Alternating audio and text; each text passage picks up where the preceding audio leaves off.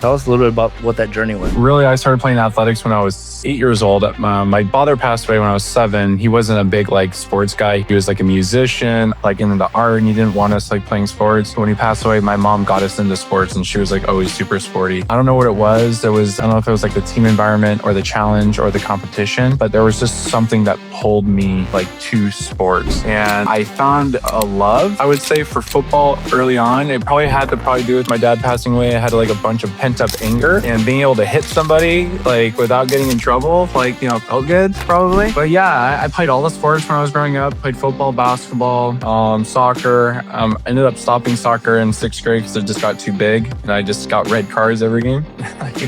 They literally asked me hey, you're too tough, you're too rough, you need to go play other sports. Yeah, started when I was 8. I kind of realized I had the potential to go further. My freshman year in high school, it was kind of wild. I played outside linebacker. I had 28 sacks.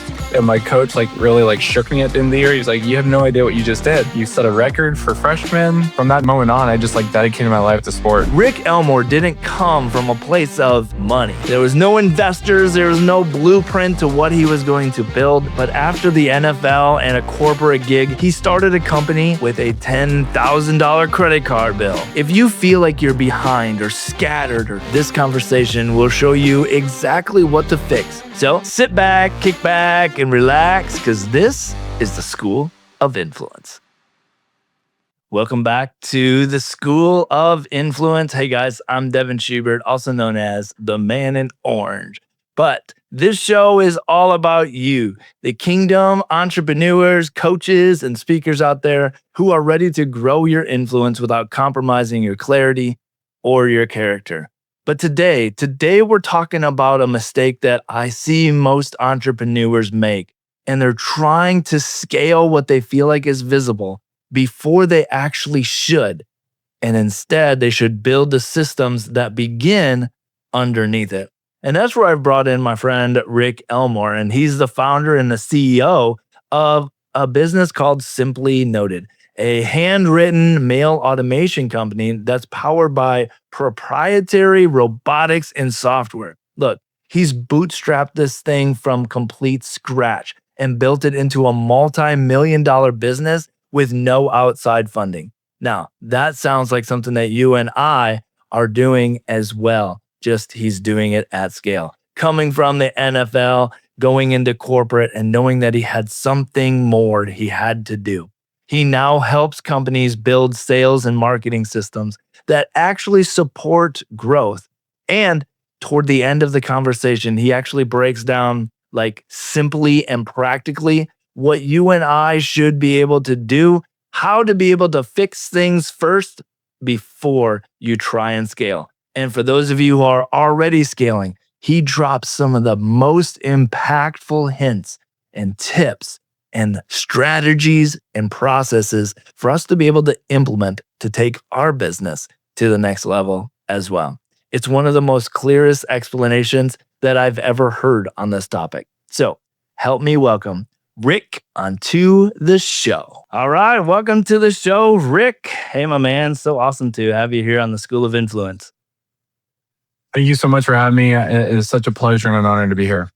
Yeah, I'm excited. So one of the things that I've heard you talk about is your journey to being in the NFL. And, a lot of people probably have this perception of what that looks like. But I'm sure that for you, it was something that you've planned, you prepared, you work hard for your entire life. So tell us a little bit about what that journey was.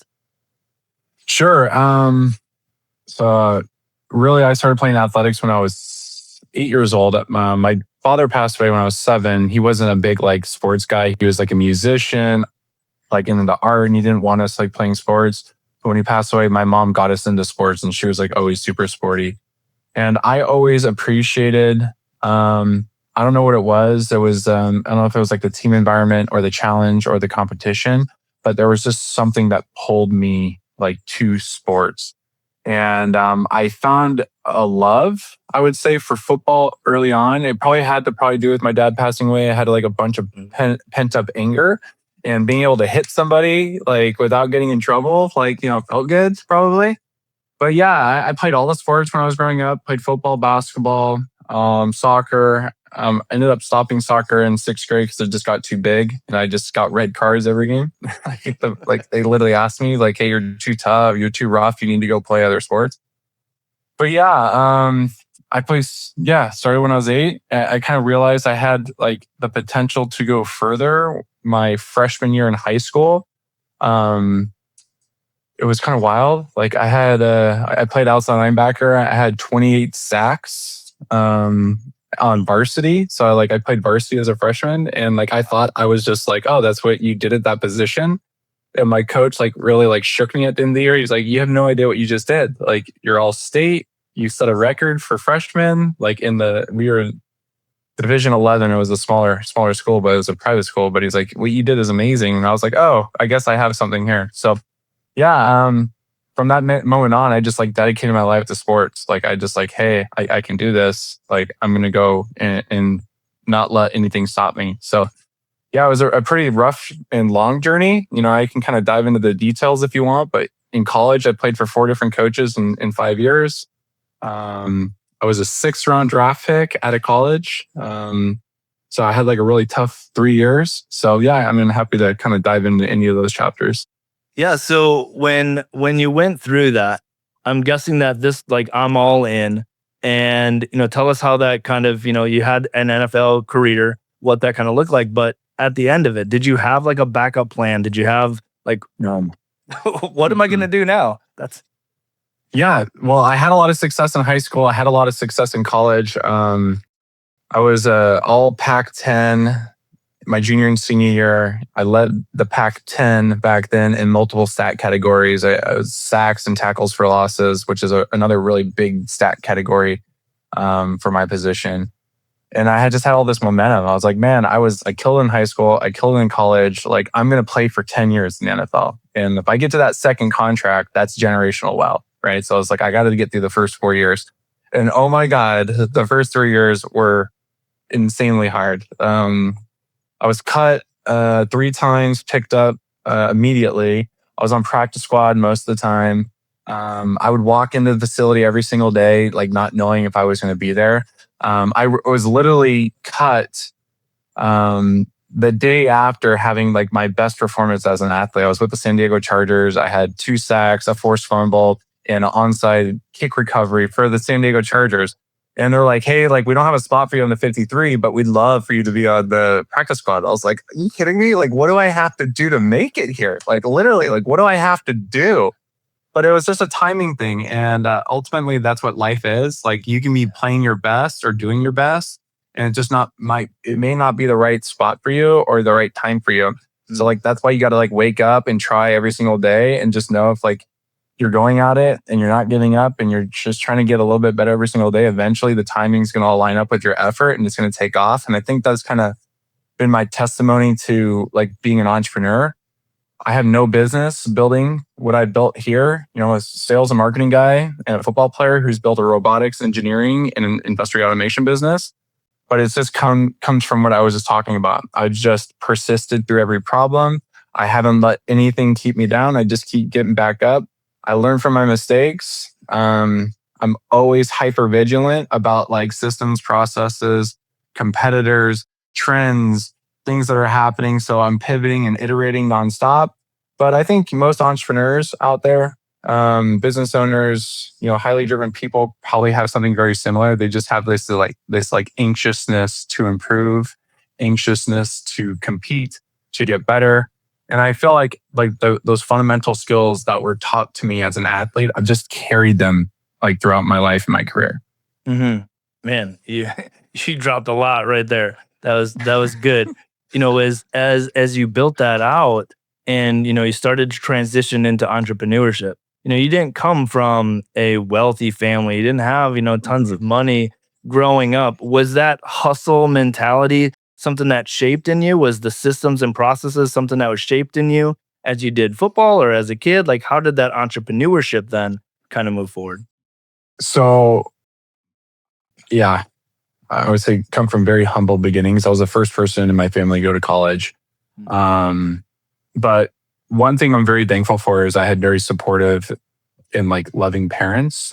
We weren't wealthy, but my parents, like instilled in me, like, whatever you want to do, you can do it. Like, don't ever let anybody tell you no. Like, you have all the tools, you're completely capable. If you want it, just go get it. And they didn't just say that, they lived it. And I feel like what they instilled in me, I believed it, and I've just carried that forward. But yeah, I mean, my parents, I didn't have a backup plan. Like, when I got done playing football, I wasn't going to take over a family business. My stepdad is a roofing contractor. So like, that's how I made money when I was 16. I was this physical laborer taking things up and down the ladder. And then my mom's a medical biller. So it was like, if I was going to do anything in my life, I was going to have to do it on my own. But I mean, I have a team, I have a family, and I couldn't have done it without them, but I just had to make it happen. But I think like that, not having like a safety net is a blessing, because it causes you to take massive action and to create something and to seek something. And that in itself is fulfilling. I think if you have backup plans, like you don't take the risk. And oftentimes, like, bigger risk, bigger reward. And everything we've done for the last 10 years has been a massive risk. We've reinvested every dollar back into this business. We're completely customer funded. We've scaled this to multiple 7 figures in revenue, but every single year we put every dollar back into the business. With my mindset is like, we're going to scale to an 8-figure business company, and then the payout will be what I get from it. All the self growth, and then hopefully I'll pay it out at the end. But I'm enjoying the process. I love learning. I love overcoming challenges. I love growing. And I think in life, you need stuff like that. You need like stress. What is it called? I think my old corporate medical sales day, I think it's called Wolf's Law. Like, if you stress on your bones or your muscles, that's what causes it to grow, right? So you just constantly got to put yourself in these like micro stresses outside your comfort zone, and you're just going to evolve into a person you never thought you would become because of that. Yeah. Yeah. One of the things you had said before we started this is about bootstrapping it. And I think there's so many people that have to build it on their own. And it does take that hustle mentality. And it also takes that grind of, and not grind of like bro scaling type of thing, but like, I can't give up.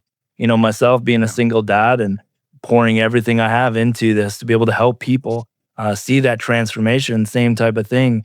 As you were starting this out, as you have been scaling this, did you ever look at other people and get that imposter syndrome, or how in the world do they have it figured out and I don't?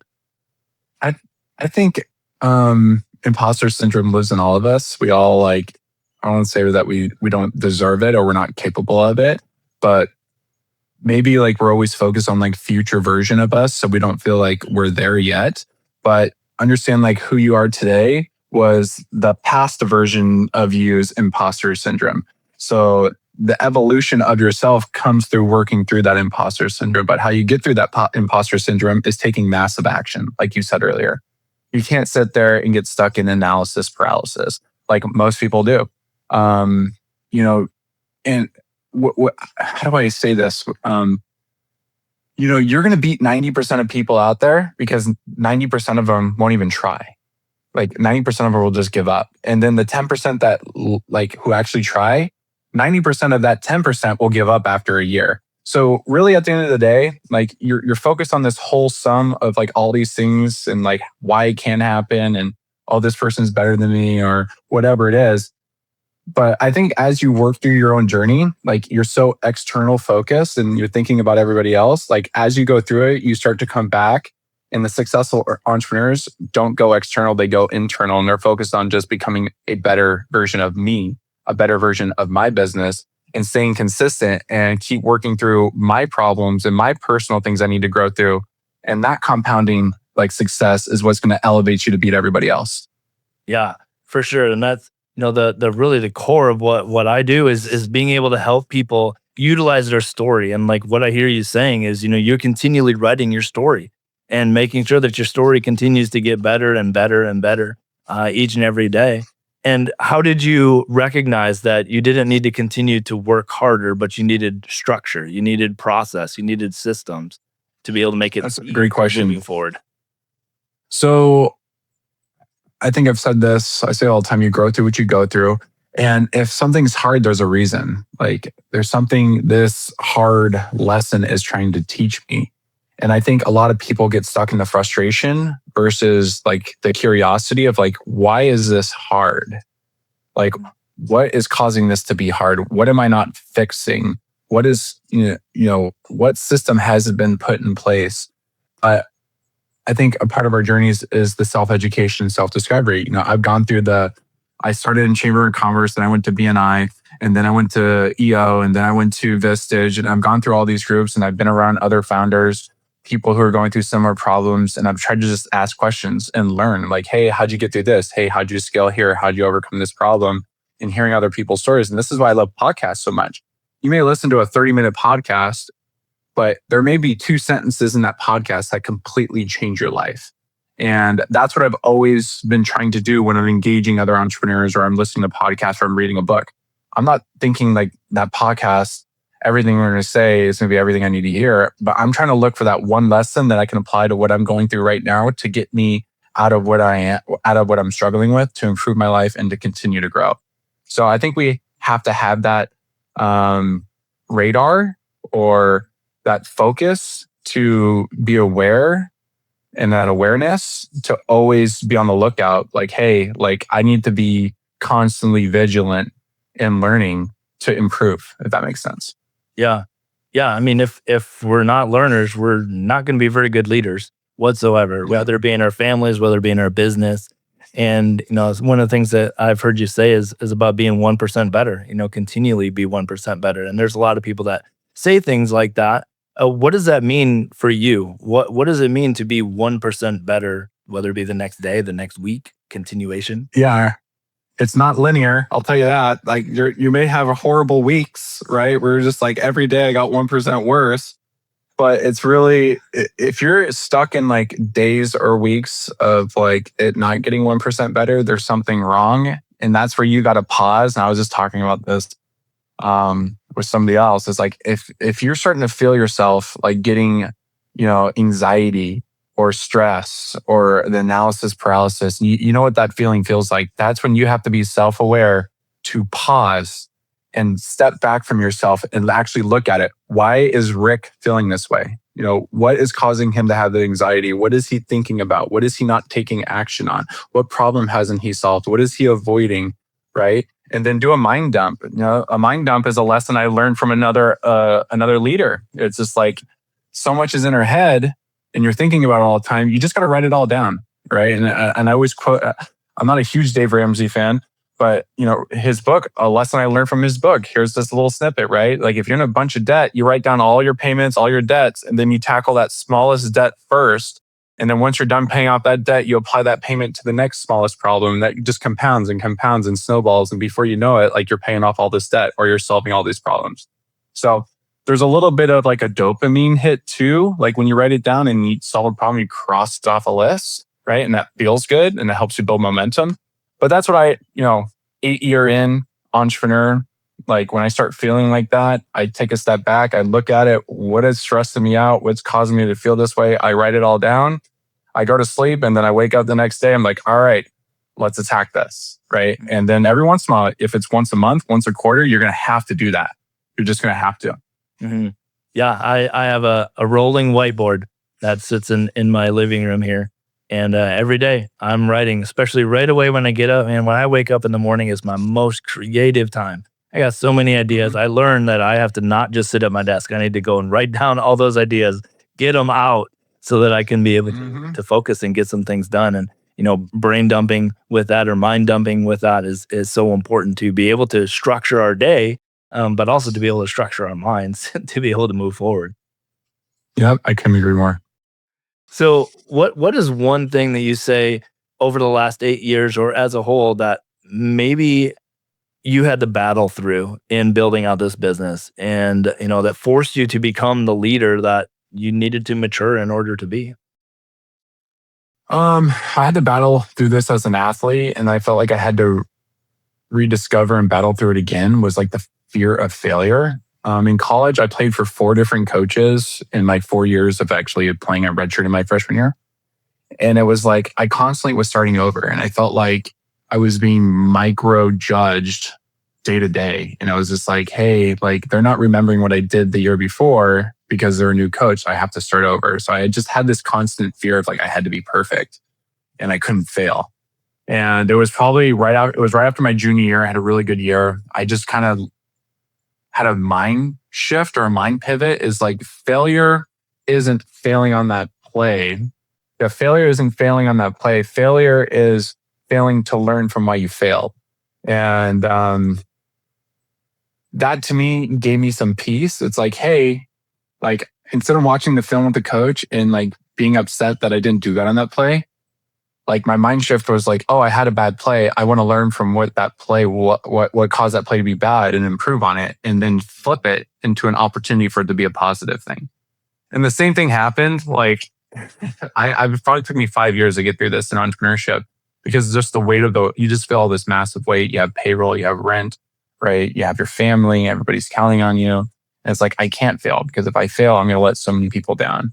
And it was the same thing. It was just like, well, what caused me to fail this month? Am I judging myself off of revenue? Am I judging myself off of improvement? Am I judging myself off of activity?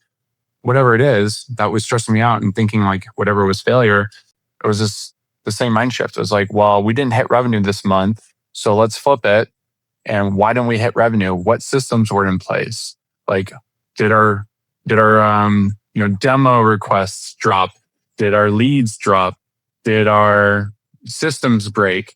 What needs to be improved so I can improve on it the next month, right? So it's just that mind shift. And whatever that is, it can be something completely different for somebody else, or whatever's stressing you out, you got to learn how to take that and shift it and learn from it and turn it into a positive thing. Yeah. Do you feel like people take on the bigger things first? Do you feel Yes. that they take on way too big of things? And what I heard you say is it the leads? Is it this process? Is it this one thing? And you were taking little things at a time. Why do you feel like that is? So I think everybody gets so stressed out about like, let's say the mountain, right? Or like the 900-pound gorilla in the room because it's the biggest serious thing in the room. There can be 9 other problems, but there's that one big problem that's constantly there and scaring them. But I'm a big outdoorsman. I like hiking. I always use hiking as a metaphor. It's like, like that getting up there is going to be a big effort and a big problem. But the only way that you're going to get up there is one step at a time. And the way that you get up that mountain is 99 switchbacks. You're going to have to walk this way, and then you're going to have to iterate and cut back this way and cut back again. Oh, go around a tree, climb a rock. Like there's going to be different obstacles on the way to the big success at the top. So I think most people don't even start because they stand there like, oh my gosh, that's so far. That looks like so hard. But you can get there if you just get started. Take one step, solve one problem at a time. And before you know it, like that compounds over days, weeks, months, years, and you'll get to the top eventually. But spoiler alert, once you get to the top, it's going to be a false peak. You're going to see another mountain that you want to climb and you're going to keep on doing it again. So it's like, that is life. That is life. Yeah. It is. One of the things that I've recognized is that a lot of people want to scale. They want to scale fast. They want to get to the top of the mountain. And I can tell you in my journey that as I've scaled, as I've grown, it just happens more expensive, faster, more responsibility. And it's like, man, back down here was cake. How did that change your mindset as you were growing? Well, when you were saying that, something that popped to my mind was what got you here won't get you there. So what got you to $1 million business won't be the same thing that got you to a $3 million business. Once you get to a $3 million business, it will be a completely different business and a completely different set of problems to get you to a $10 million business. So those are the false peaks. You're going to get over these peaks and you're like, if I want to go there, it's going to be a lot harder. It's going to be more effort. It's going to be more time. It's going to be more challenges. So you just got to manage your expectations and have patience. I think it's getting worse in today's day and age. People aren't patient. Everybody online, especially these influencers, is like, oh, I took $1,000 and turned it into $100,000 in 24 hours. And then people feel inadequate, right? But what people don't understand is even if it's true, which most of the time it's not, they're just trying to sell you a system. But even if it's true, they're not telling you about the 10 years prior to that, what they learned to implement something that had that much success in that short amount of time. So it's really like not taking things for face value. Again, like if you're feeling that pressure, that anxiety, that stress, is like acknowledging it, stepping back and like, all right, let me actually examine this and not like let my mind run wild. Right. So yeah, I think it's just, managing your expectations, understanding like it's just a constant evolvement of yourself. There's going to be a Rick 2.0, 3.0, 4.0, 5.0 for all of us for our entire lives. So that's the fun of it. And you got to learn to like it or love it. When I used to do social work, we always used to say we have to fall in love with change, because things are always changing. And it's the same thing with entrepreneurship. I've learned that it's pretty much the same in life. You have to be able to adjust to it as much as you possibly can. So I hear us talking about two different people, and I want to address both people. The first one is, people that are just looking up at that mountain and be like, oh my gosh, this is so big, I don't know what to do. And the second being the ones that are on top looking at the next peak. So starting with the first group of people that are just starting out, what are some of the tools or some of the suggestions that you would give them, maybe even systems of like, what should they prepare for as they're going from, 0 to 100K months? Well, if you're just getting started, that's really hard because you're going to have a seismic mind shift, especially if you're transferring over from being an employee to the like employer, like the owner of a business. Your social groups are going to change. People are going to think you're crazy. People are going to doubt you, right? Doubt's going to creep in. You're going to have imposter syndrome is going to be at the absolute highest. Like, what am I thinking? I can't do this, right? That's when you're going to have like all that mental toughness, like at the highest levels possible to push through that. I love this because you're not just like, hey, here's all these fun things. No, this is going to suck. This is going to suck. Embrace the suck, right? But I mean, I like the suck. I mean, I like the hardness of it because like if it wasn't hard, everybody would do it. And if it wasn't hard, like I don't like doing easy things either. So like it's hard for a reason. You're learning, you're growing. But I would say just getting started. I wouldn't even worry about systems. I would worry about like getting your mind right and then trying to find like a network of people that you can talk to and like have like a support group of people who understand what you're going through, and then just stay consistent. If I looked at what I built in the last 8 years, 8 years ago and said, that's what I was going to do, there's no way I would ever started this business because I'm a sales and marketing guy and a football player who started a software engineering and robotics business with 9 patents now. I never would have told you it would have been here. Like I wasn't able doing it, but I was able to do it because I just kept trying, kept asking, kept iterating. And it's an absolutely wild business. We have complete automation from print out the door, print, handwritten mail, camera quality controlled, scanner inserted, like production system all custom built. Like I'm just a football player who's done this, but it's just from just staying consistent. And again, if you're already at 1 million or 100K a month going forward, just understand like it's a whole different set of challenges. Like $1 million business to get to 3 million, you may have a whole different team. Like it may not be the same team that got you to 1 million that's going to get you to 3 million, but that's up to you. And that's another hard thing to overcome, right? It's like, hey, like, what do I need to do that's best for the business? And that may not be what's best for everybody, but like that's the internal battle that you're going to have to struggle with in your growth as an entrepreneur. Mm-hmm. How did you decide where was important to scale or systemize or bring in a process first? Was it what was most difficult for you? Was it what was most challenging? What somebody just showed up and said, hey, I can do this? Okay. So I had no idea what automation was because when I was in corporate, they don't want you to know things. They just want you to do a job. They want you to stay in a box and not ask questions. But once I kind of figured out what Zapier was, and this was like 6 years ago, I was just like, oh my gosh, like I can automate this, right? These repetitive tasks. Like as soon as I started understanding like systems can connect and talk to each other, I was just like, wait, if HubSpot can talk to Google Sheets, can Google Sheets talk to my payment platform? Oh, it can. Oh, can I get Google Sheets in HubSpot and this? Oh, it can. And then you just evolve like what can be automated. And this was 6 or 7 years ago when it was just Zapier, but now it's gone into like all these like AI automation tools. I live in N8N, Make, and Zapier all day now, but like Claude Code and then the this open cloud, like, actually having a 24/7 assistant on your computer, desktop, living, doing tasks for you all day, like leveraging all these API keys and like automating work.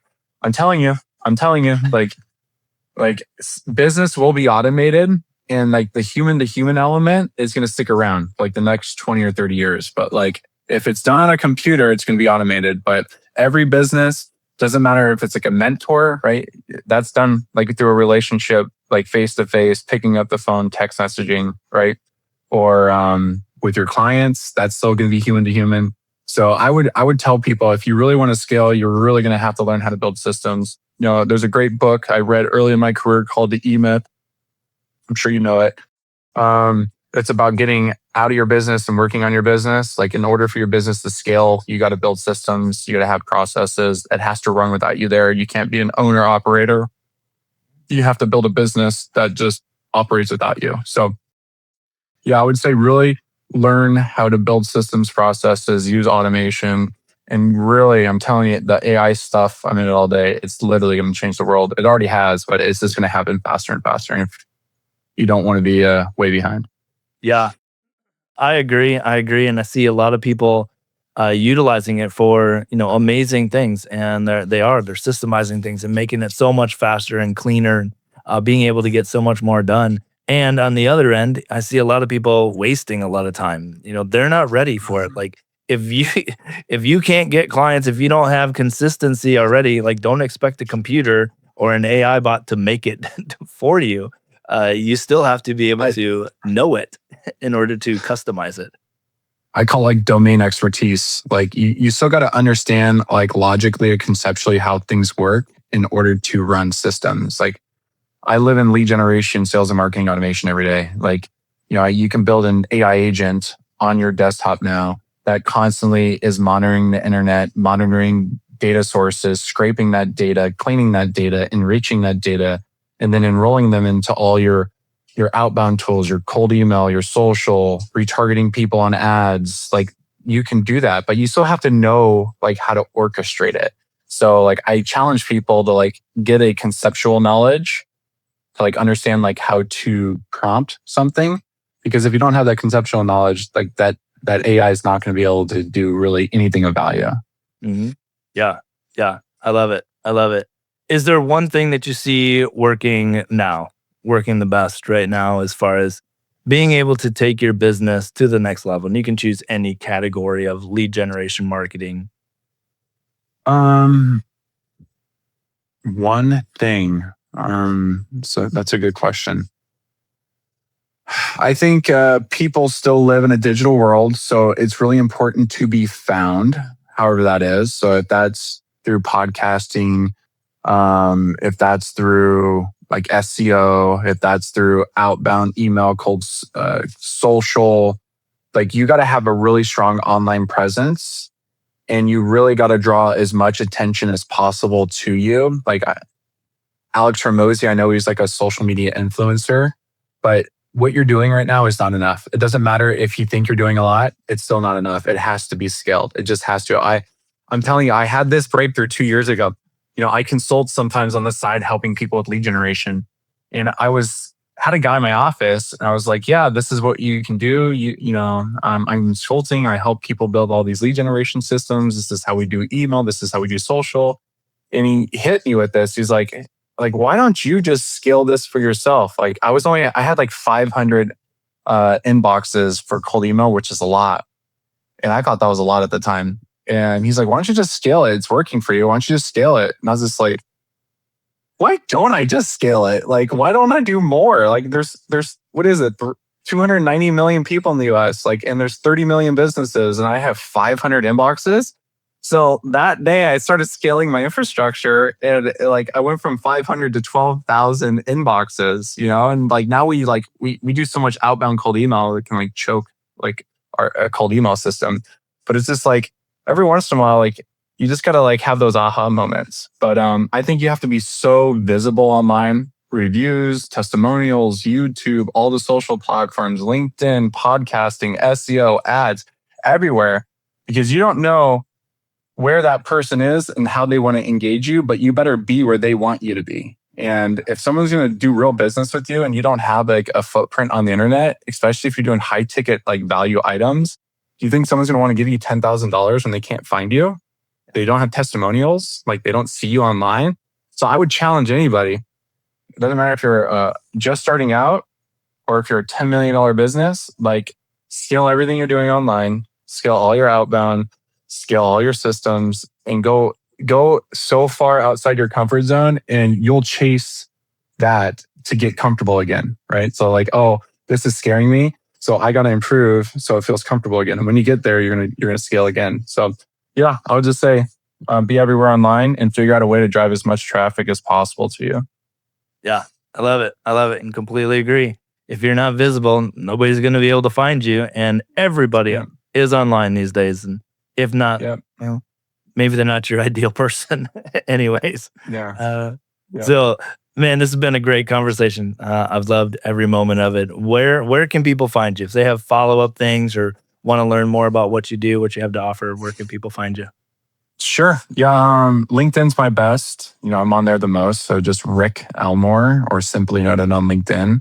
And if they're interested, I know we didn't really talk about it, but Simply Noted, we do like automated handwritten notes. So we help companies like send authentic, genuine handwritten notes in your handwriting. It's real ballpoint. And we use cool robots to like do all the production. And just go to simplynoted.com and you can just request a sample and we'll send you a sample kit. Awesome. I love that. So you do that for all businesses, no matter what they do?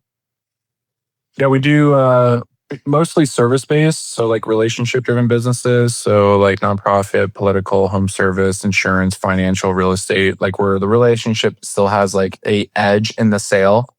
All those highly volatile, super competitive like industries where there's just so many different choices to go with. Yeah, no, I love that. And it's definitely a needed thing because as we talked about scaling and growing things, there still needs to be a personal touch. And that's so important as well. So for those of people that are watching, if they could take one thing away from everything that you have poured out to us today, what would be one thing that you would like to let them leave this show thinking? Sure, yeah, just get started. Doesn't matter what the problem is. Doesn't matter if it's a relationship problem, business problem, money problem, debt problem. Just get started. Make the phone call. Stop avoiding it, and then you'll grow through what you go through. Just tackle a little bit every single day. Don't avoid it. And before you know it, a few months down the line or a few years down the line, you're going to look back and like, oh my God, I did it. Or look what we've done. Look what we built. Look what we've overcome. And look where we are. I love it. So those of you watching, those of you listening, look at your mountain. Look at the other peaks. Know that there is challenges to continue to come. But as entrepreneurs, as believers moving forward, we want to be able to continue to press in, persevere.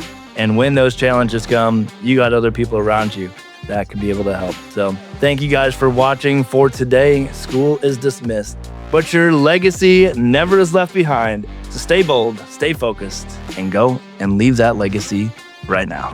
See you guys. Bye.